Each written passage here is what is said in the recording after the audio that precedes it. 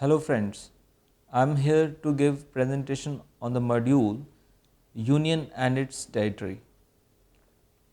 In this module, the learners would be able to understand the power of Indian Parliament to alter the territories of states and the Union territories. Learners would be able to analyze whether the concerned state legislatures' recommendations be considered or not. Now let's start with the introduction. Under international law, a state should have basic components like permanent population, defined territory, a government, and capacity to enter into relations with other states. Therefore, the territory plays a significant role in the making of a recognized state. A state can exercise its sovereignty over its territory only. The territory of a state shows not only its physical existence but also gives the basis to the sovereign for exercising its legal powers. Again, a state can also acquire new territory by using internationally recognized ways. But such new territory would be part of the original territory of a state only if it has got sovereignty over the new territory. Judge Huber noted in the island of Bahamas case that sovereignty is the legal condition before including any new territory. Now, states' territorial rights include right to exercise jurisdiction, right to have full control over land and resources except those which are privately owned, then right to impose taxes on privately owned resources, right to have control over the borders of the territory, and right to limit or prohibit dismemberment of the state's territories. Now, in the present module, India as a union of states has been studied. Indian Parliament's power to admit new states into the union and to establish new states has been discussed in the present module. The power of the Indian Parliament to alter the territories of the Union territories has also been discussed. The module also discussed the apex court's viewpoints on such issues. Now let's start with the Article 1 of the Indian Constitution, which declares that India shall be the union of states. Name and the territory of the union has been described. It is India, that is Bharat, shall be a union of states. The states and the territories thereof shall be as specified in the first schedule. The territory of India shall comprise the territories of the states, the union territories specified in the first schedule, and such other territories as may be acquired. Now, in this Article 1 of the Indian Constitution, it uses the term Union of States and not Federation of States, and it was done deliberately. While drafting the constitution makers said that the term Federation of States allowed the units to separate itself from the federation, whereas in case of Union of States, the units or states, they have no right to withdraw itself from the federation. Therefore, the words Union of States represents the unity and integrity of India.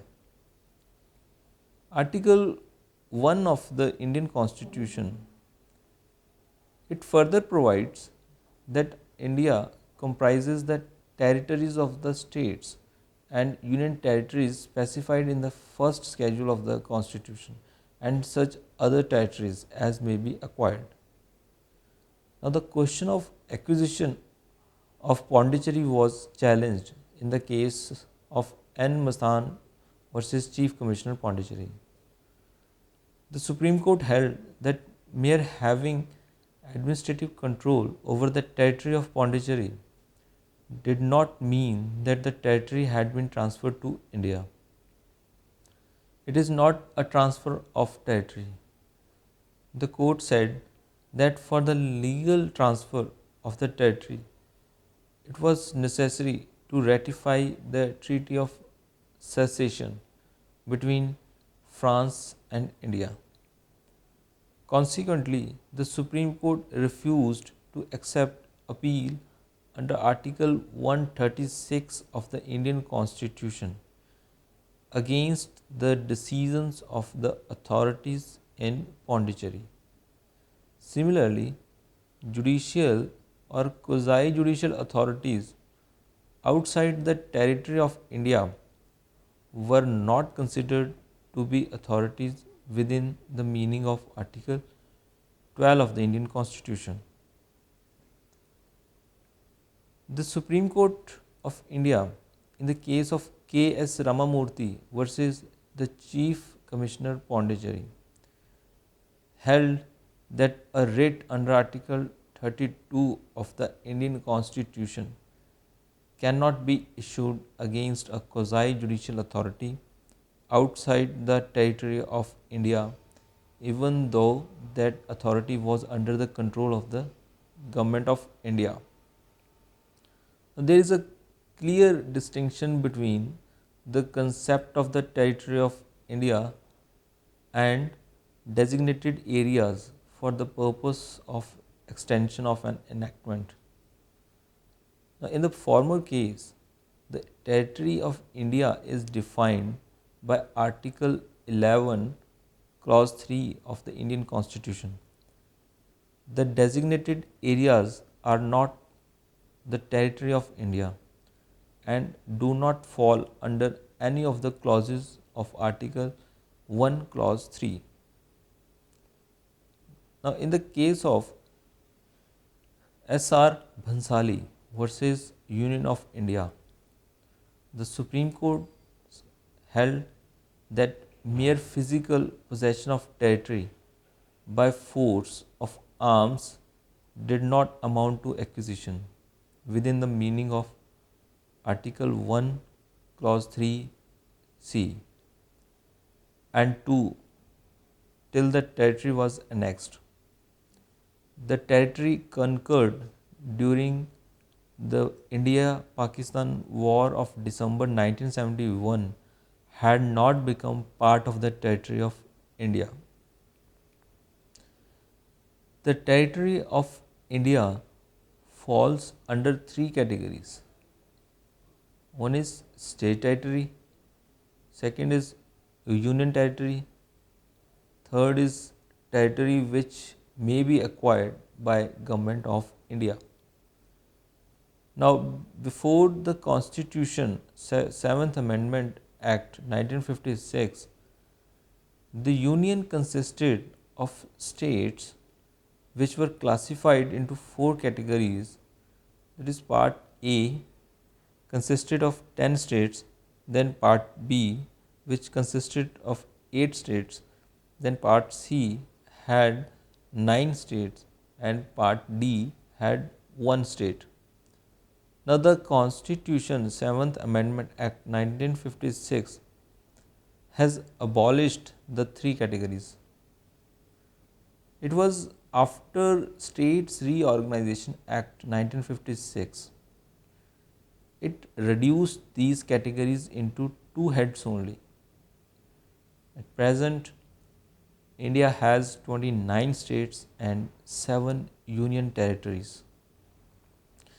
One of the important judgment is also Aban Lloyd Giles Offshore Limited versus Union of India 2008 in this regard.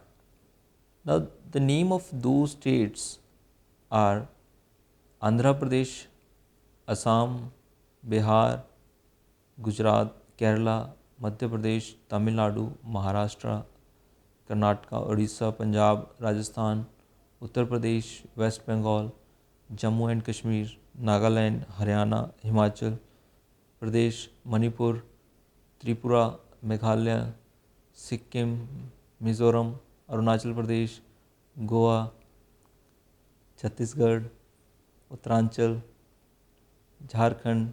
The recent one is Telangana. There are seven union territories as following, which is Delhi, the Andaman Nicobar Islands, Lakshadweep, Dadar and Nagar Haveli, Pondicherry, Daman and Diu, and Chandigarh. Now let's talk about admission or establishment of new states by the Indian Parliament. Now we have Article 2 of the Indian Constitution. Now under Article 2 of the Indian Constitution, the Indian Parliament has power to admit new states into the Union, and they also have power to establish new states. In case of admission of states, the states are already formed and in existence. In case of formation of states, the state which was not in existence before. Now, in this Article 2 of the Indian Constitution, it does not confer an absolute power upon the Indian Parliament. In R.C. Podia versus Union of India, the Honorable Supreme Court of India held that terms and conditions of admission of a new state are subject to judicial review. Article 2 does not confer unfettered or absolute powers on the Parliament. The Supreme Court said that the power to admit new states cannot be exercised against the basic principles of the Constitution. The power under Article 2 of the Indian Constitution cannot violate the whole constitutional scheme. Now, in case of formation of new states and alteration of existing states, we have Article 3 of the Indian Constitution.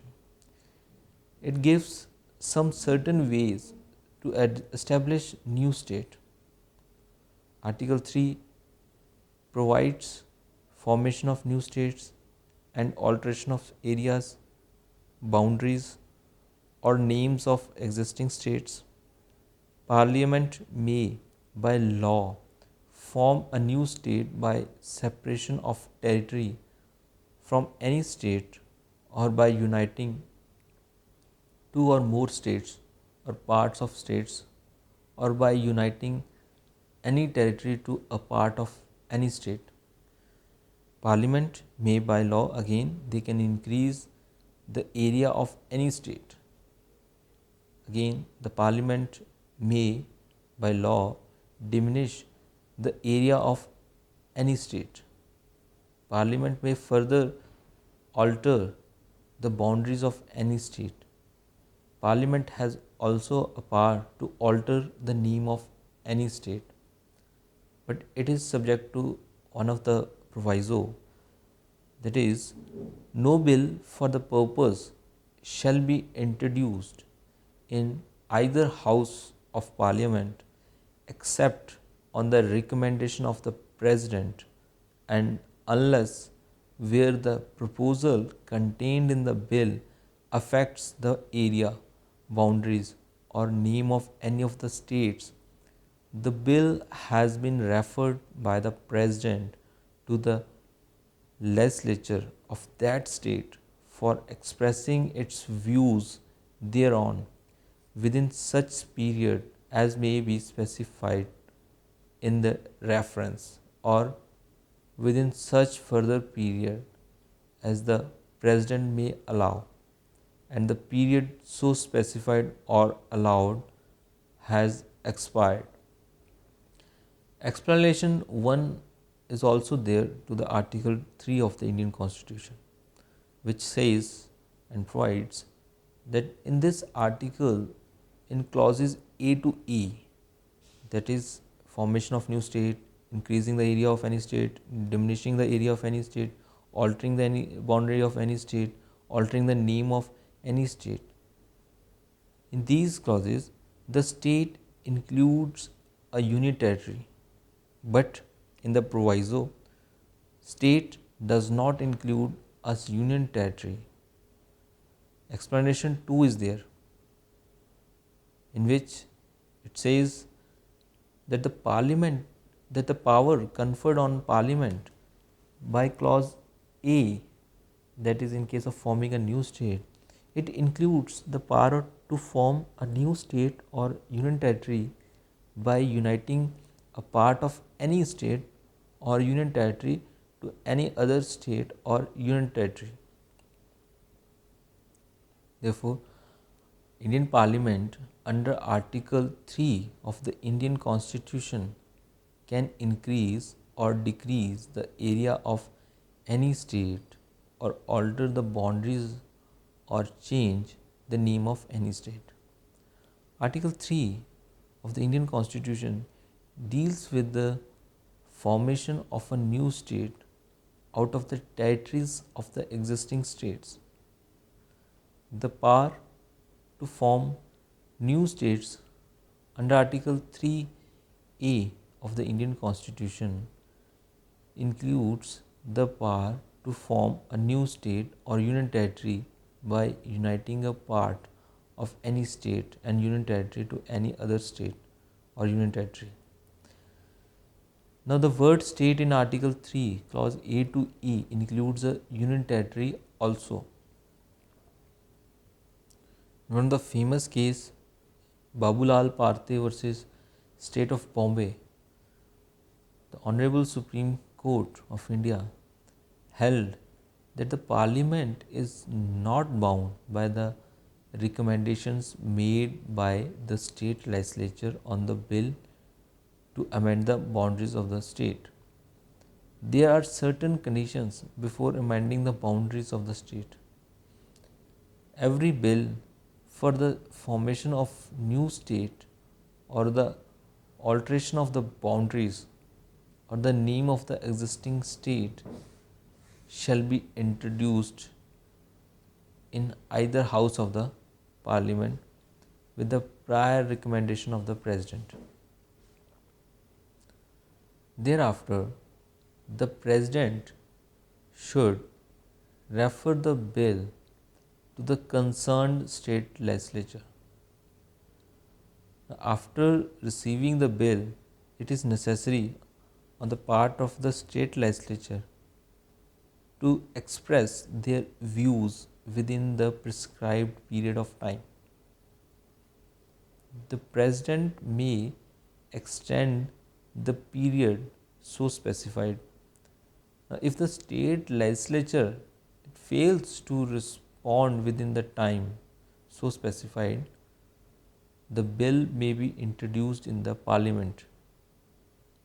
However, even if the state legislature expresses its views within the time so specified, the president is not under any obligation to act upon the view of the state legislature. So it is very crucial issue in this regard. Therefore, in Babulal Parthe versus State of Bombay, the Supreme Court disallowed the contention that fresh views of the state legislature should be taken in case the state legislature failed to express its views within the specified time. Now, this view has again been reiterated recently in the case of Pradeep Chaudhary versus Union of India.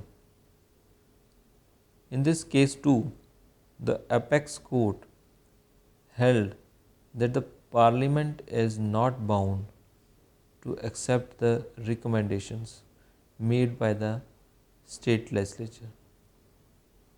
The court said that forming a new state is within the legislative sphere of the Indian Parliament only,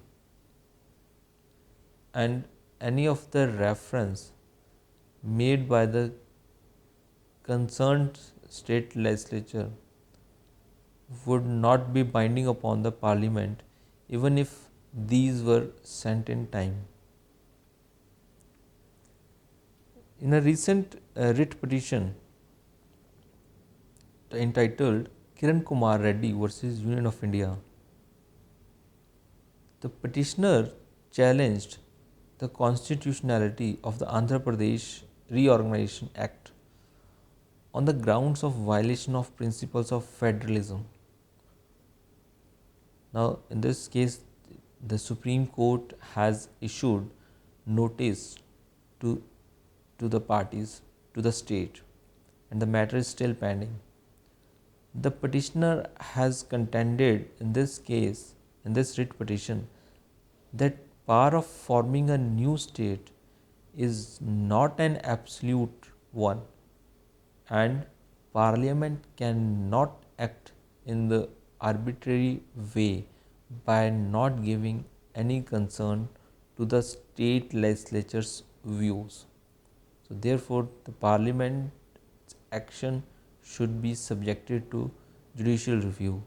They cannot ignore the relevant factors and they cannot consider the irrelevant factors. Moreover, there should not be any kind of illegality, there should not be any kind of procedural impropriety. If these are the flaws in the whole process, then it can be subjected to judicial review by the courts.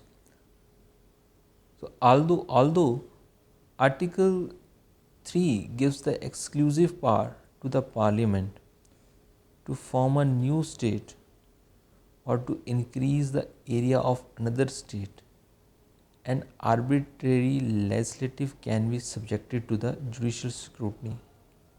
One of the landmark judgment and very famous judgment, Re-Berubari Union and Exchange of Enclaves, the Honorable Supreme Court of India said that Article 3 of the Indian Constitution does not apply in the case of Union of Territories. The court said that alteration of Union Territories boundaries or names cannot be done under Article 3 of the Indian Constitution. After the judgment, the Constitution 18th Amendment Act 1966 was passed, which inserted explanation 1 and 2 to the Article 3. The amendment of Article 3 of the Indian Constitution was done in order to explain the term state in clauses A to E of Article 3, but not in the proviso, also includes union territories. Explanation 2 to the Article 3 provided that Indian Parliament also has power to form a new union territory by uniting a part of any state or union territory to any other state or union territory. Laws made under Article 2 and 3 of the Indian Constitution to provide for the amendment of the first and the fourth schedules and supplemental, incidental and consequential matters to be discussed. Now, Article 4 of the Indian Constitution, it provides that any law amending the boundaries of a state or a law ceding the territory of a state always requires an amendment to the Indian Constitution. Furthermore, the procedure prescribed by Article 368 would have to be followed. Article 4 of the Indian Constitution provides the laws made under Article 2 and 3 to provide for the amendment of the first and the fourth schedules and supplemental, incidental, and consequential matters.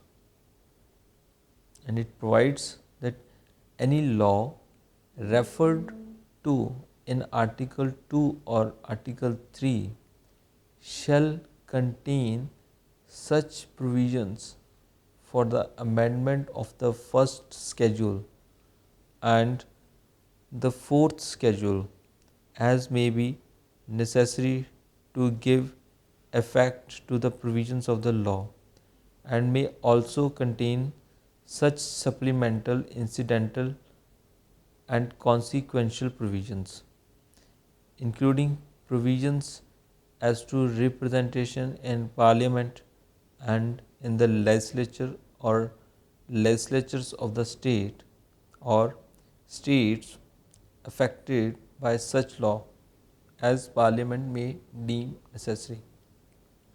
No such law as aforesaid shall be deemed to be an amendment of this constitution for the purpose of Article 368.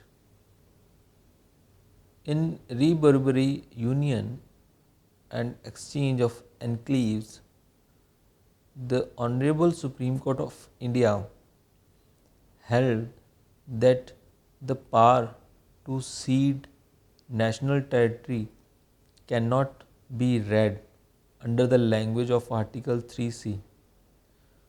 Parliament's power to diminish an area of a state under Article 3C of the Indian Constitution does not include the power to surrender Indian territory to a foreign state.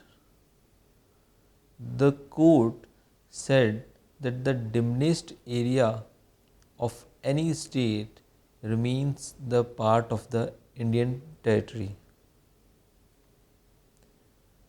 But it does not mean that India has no power to acquire foreign territory and the power to cede national territory.